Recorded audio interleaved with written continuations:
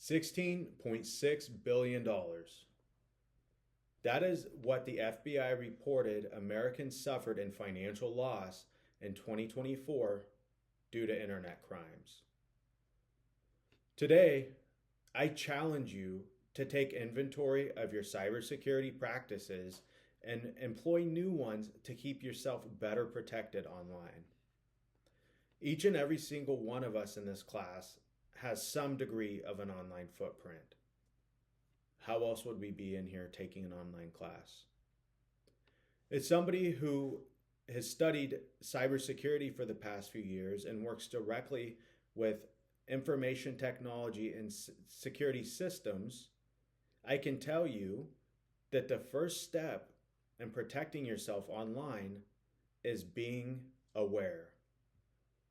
Today, I'm going to discuss why college students are so vulnerable to cybersecurity attacks. Next, I'll visit what can happen should your information fall into the wrong hands. And finally, I'll give you a few tips and tricks to keep yourself better protected against these cyber attacks. So first, let's discuss why college students are so vulnerable. College students have a significant online presence. We use the internet for class, maybe some of us for work, and a lot of us for leisure. In fact, a 2024 study by the National Center on Safe and Supportive Learning Environments reported that 98% of college students are active on social media, with Gen Zers in particular spending an average of 4.5 hours per day on social media outlets like TikTok, Instagram, and YouTube. Another reason why college students are vulnerable is campus Wi-Fi, which is not inherently any more secure than a public Wi-Fi. But since we're going to school often, maybe some of us live there, you get comfortable using the Wi-Fi and you get complacent and stop using best cybersecurity practices. And lastly, phishing attempts. College students are so vulnerable because it is so easy for a cyber threat actor, a cyber criminal, to slap together a phishing email that looks legit and send it out to a college student. And the next thing they know, they're clicking on a malicious link and downloading either a virus or supplying their information to somebody that is masquerading as a trusted faculty member.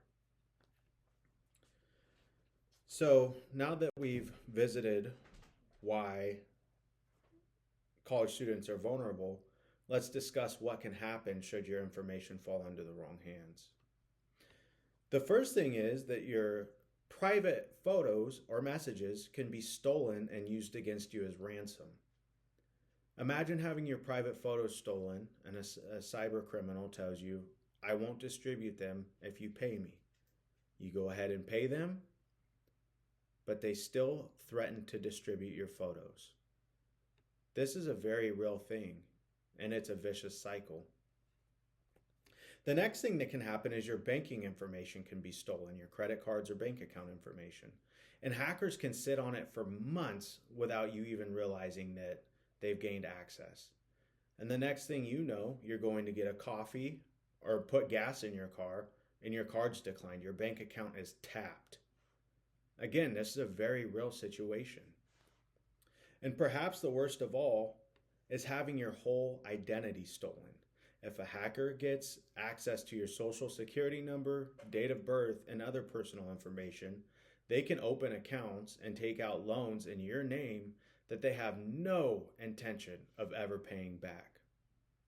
In fact, the Federal Trade Commission reports that it takes an average of 6 months and 200 hours to recover from identity theft. But luckily for you, you're not completely powerless against these cyber criminals. By using just a few good habits, you can lessen the chance that you will be victimized.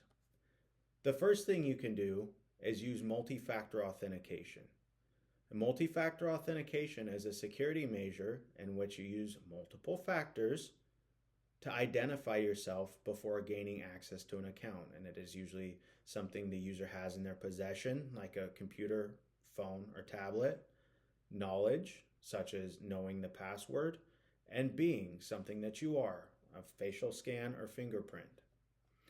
Amazon Web Services reported that greater than 99% of password attacks were stopped and thwarted by using multi-factor authentication. The next thing you can do is use strong, unique passwords for each of your accounts. This ensures that in the case that your information does get stolen and a criminal gains access to one account, that account is isolated. They can't get into your other ones. And perhaps the most important thing you can do is learn how to spot a phishing attempt. Huntress, the cybersecurity company, reported that 90% of cyber attacks begin with phishing. So understanding how to identify a phishing attack can greatly reduce the risk that you will be victimized. So as we near the end of this speech, I want to recap and say that we all face cyber threats on a daily basis.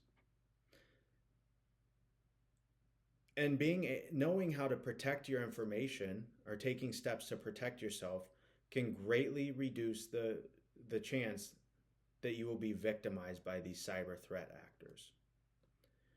Today, I challenge you to use better cybersecurity habits when you're online. I insist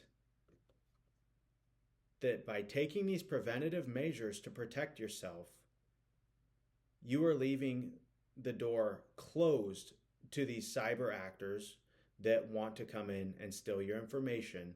And it is a lot less painful to use these preventative measures than it is to be hacked and clean up the mess afterwards. At the beginning of this speech, I shared a number with you. $16.6 billion. Do yourself a favor and protect yourself online so that you do not become a contributor to this staggering number. Thank you.